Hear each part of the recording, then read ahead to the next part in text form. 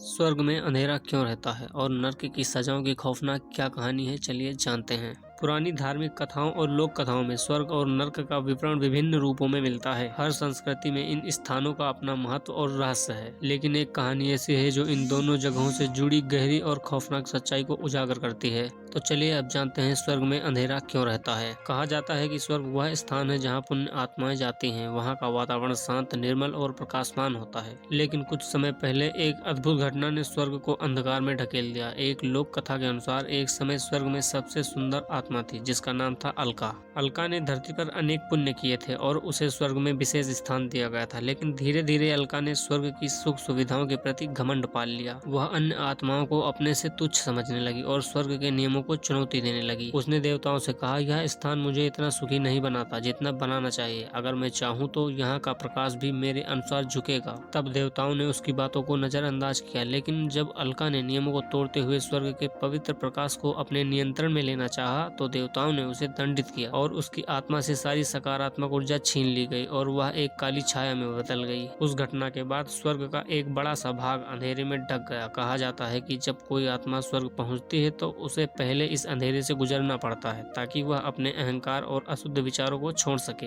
यह अंधकार आत्माओं को यह याद दिलाने के लिए है कि हर सुख के पीछे विनम्रता और नियमों का पालन जरूरी है। नर्क में क्या सजाएं दी जाती हैं, इसके बारे में जानते हैं। नर्क वह स्थान है जहाँ पापी आत्माओं को उनके कर्मों के अनुसार दंड दिया जाता है। यह स्थान डरावना, क्रूर और भयानक होता है।